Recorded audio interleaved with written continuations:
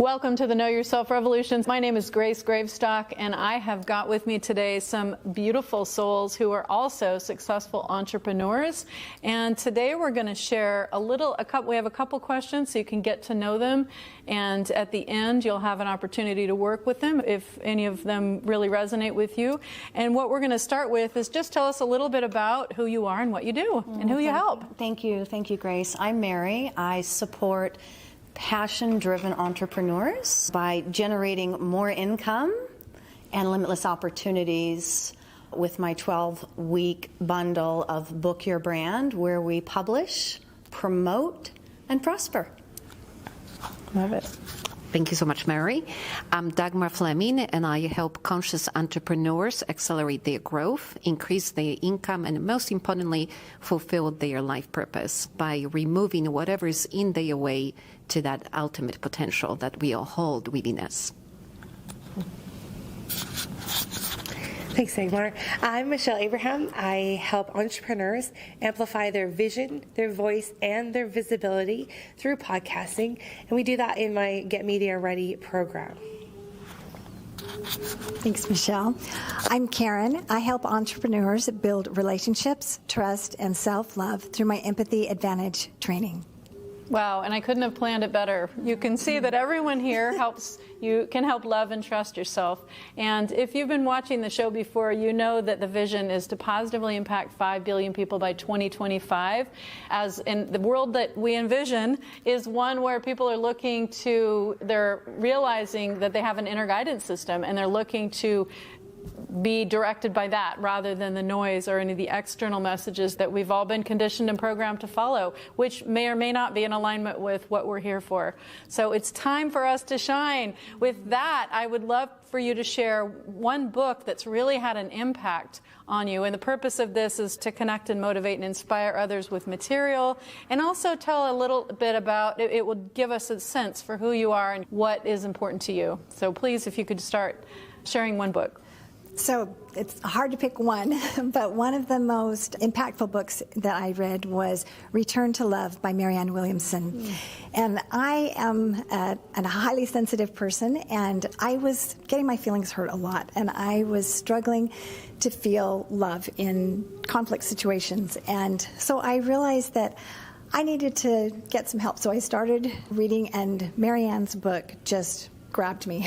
And as I read this, one of the things that she talks about is how love is all there is, and that love holds no grievances. And I was like, wow, that's pretty amazing. So one of the questions that she talks about is, are you willing to see things differently? And if you are, then you're open to miracles. And so I experienced so many miracles within myself, within my relationships. It totally transformed my life, and it affected everything. It affected my personal life, it affected my business life, and then I trained under Marianne Williamson herself as a spiritual life coach, and I became a life coach. Wow, beautiful. This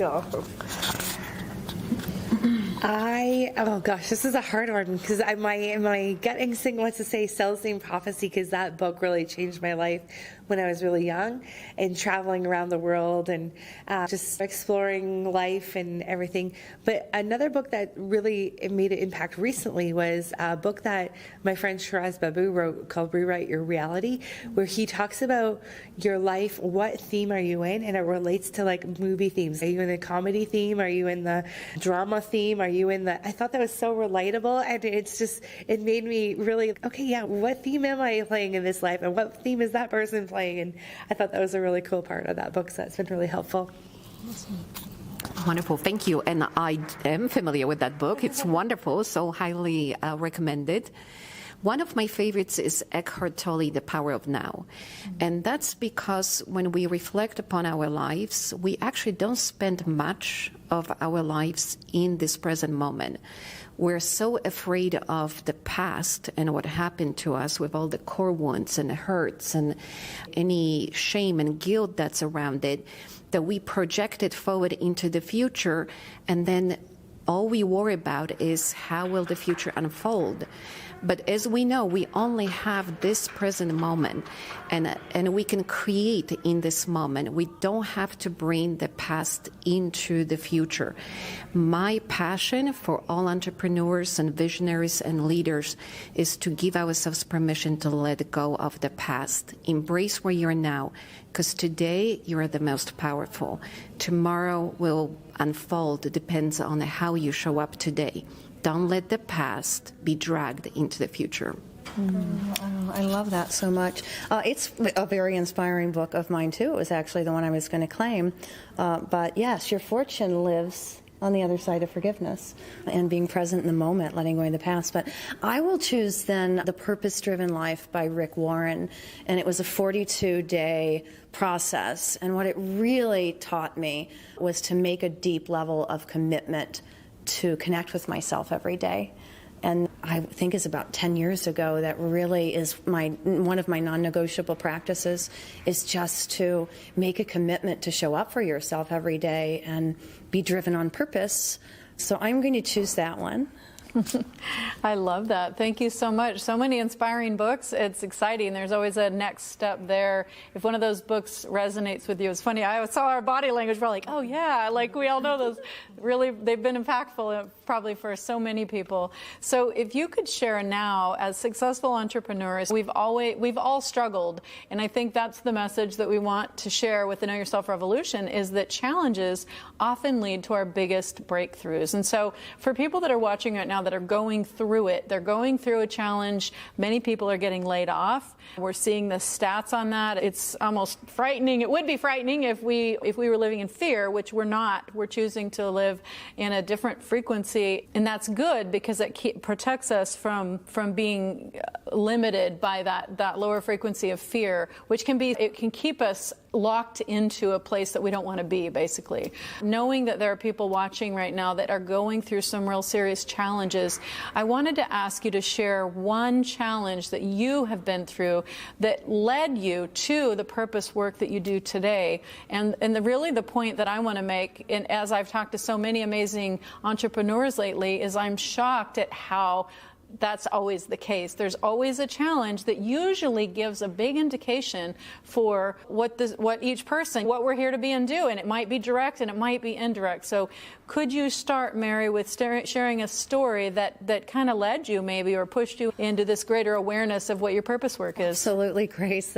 There's so many. Our trials lead to our biggest triumphs, which is my story led to my publishing company because it gave me a story, and it was from panic to purpose, really living in fear. I was at the top of my corporate carnival, and my body reacted. My heart was reacting, driving me to purpose. This is not for you. This overwhelmed state, which is my keynote, overwhelmed to overjoyed, is not for you. And my body panicked, and it took me a decade. It took me a decade to come home to myself and really begin to share how we can do this life, how we can be in life and business without the fear and without the panic and without the stress and without the regard. But that was it. I panicked. I ended up resigning about 4 years later from my corporate career. I sold everything that we had. We moved to the South, and I bought a fitness club because that's my second one. Daily movement is important. So I just had to. My body said, no, we have something way better. And 10 years later, I'm celebrating a 6-figure business in publishing and mentoring and facilitating retreats in Sedona, showing other people how to find love over fear and choose it. So thank you. Love it. Thank you. Beautiful. Great question. So inspiring. I always say to myself, when in doubt, take a step forward, because movement brings the clarity. So I had a lot of movement in my life. I live in Texas, but as you all probably notice, I don't exactly have a Texan accent. My journey actually began in Poland. I lived at times of communism when poverty was revered, struggle was something that was a virtue, and we knew we had to keep our heads down to be safe. So I left Poland and came to America, which is the land of free and entrepreneurial spirit. And I reached the pinnacle of the American dream. I had my college education, amazing corporate career, just like you, and I even opened my own global consulting company. But have you noticed that when you were raised to be poor, to be humble, it always comes back and sabotages where you are now. So that's exactly what happened to me. When my business reached multiple six figures without practically much effort, I started losing money, I started losing clients, and I had no idea what was happening with me. I literally would wake up in the middle of the night, breaking sweat, and wondering, where did all the clients go? What happened? And what occurred to me is that I simply made too much money, too fast, and too easily for my own success. So I sabotaged it. And how many of us have been feeling uncomfortable with playing big or really putting ourselves out there on the line, especially as entrepreneurs that we are, that are very soul-driven? So through that experience, I had to really take a step back and realize that this communism was haunting me even after I left it. And it made me understand that those beliefs that we have from our childhood control how we show up today. And until you give yourself permission to digest what's holding you back and give yourself permission to set yourself free from the system that you've been living under, then you will continue to diminish your own power. So that's what led me to open the Unlock Your Success mentorship programs. And I just hope that each one of us has an ability to release those artificial limits that we have placed upon ourselves. Thank you. Ooh, what challenge to pick. There's so many. So many. So I was an entrepreneur since the time I was 27. When I was sitting in an office, I was in charge of 100 tour guides in a ski and snowboard tour company. And the owner of the company's dad came into the office and he said, they're training you to take over this place one day. And I remember my future like flashing before me going, no, this is not, no. So I want to really make a difference in someone's life. And I'm sitting here taking people on vacation is great, but it's not really making an impact in anyone's life. So I opened a fitness studio. And a year later, I had 8 boot camp locations across our province, and I was in the fitness industry for 10 years. But I built myself a really nice jail. I spent far too many hours a day locked in this studio with far too much crazy things happening. So I said, you know what, this is not in alignment with me anymore. I'm going to move on to something that I think is really interesting, and that's co-working spaces. So I opened a co-working space. 2013, it was a little bit before co-working spaces were new, and so everyone looked at me like, what the heck's a co-working space? And so we had a co-working space, and again, I built myself a really nice jail. And so then I started getting into podcasting then, and I was doing all sorts of things, and I remember one friend said to me, hey, I know you're really good at what you do, but I have no clue what you do. And I was like, ooh, that is not a good thing for someone to say. My best friend doesn't know what I do, then how can my customers know what I do? So at that moment, we dropped absolutely everything and focused just on podcasting. And it was almost like an overnight track to 7 figures once we dropped everything else. We were humming along at 6 figures, but the minute we dropped everything else and just picked one lane was the minute that we had a lot of success in a really short amount of time. My lesson and challenge there was making sure that your business is always aligned with you. And once you start getting out of alignment, it feels hard. It's not in flow. It doesn't work as well. And so being okay with letting go of it and moving on to the next adventure. That's important. Wow, that's fascinating. Yes, like everyone else, I've had many obstacles, and which one do I choose? I had a lot of fears growing up. Like I mentioned, I am very sensitive, and I can pick up on people's energy, and a lot of times I would sense negative energy from people, and I felt very afraid to talk in front of people. I remember when I was in school, I didn't want the spotlight on me. I didn't want to ever talk. Don't give me a microphone. Now I love the microphone. But I was very afraid, and my husband and I experienced a number of major financial setbacks, and we bought a bankrupt business, our second bankrupt business, and we were trying to turn it around, and my husband said, I want you to be in charge of marketing and sales. And I was like, me? I like to talk to people as a friend, one-on-one, but go sell something? I was like, oh, I don't know if I can do that. But I started doing that, and I started looking at what is the need of the customer, what do these clients need, and I started putting myself in their shoes and trying to figure out what they needed. And so I decided to make breakfast for them every time they had a meeting, and they started paying attention to this. And then I said, hey, what about their birthday? What could I do to make them feel special on their birthday? And we gathered such a huge market share that the competition bought us out. Wow. And so I realized I actually like sales because I really like people and I really like building relationships, and I realized that's all sales is. And so then as I became a life coach, I started coaching people that were also entrepreneurs, and they had so much fear to overcome. How do I talk to these people? What if they think I'm salesy and icky and things like that? And so I said, all you have to do is be empathetic. Just put yourself in their shoes, find out what their problem is, find out what they need, and then try to reach them on their level. And so my Empathy Advantage training focuses on that, in helping build relationships, whether it's in business or in their personal life. Wow. So I know we're running really tight on time. If we could just end with, if somebody wants to work with you, what would be the way they could contact you? I would go grab a gift at buzzingwithbrilliance.com. And you can see the 3 ways, my 3 non-negotiables of claiming, creating, and celebrating life and business. Thank you.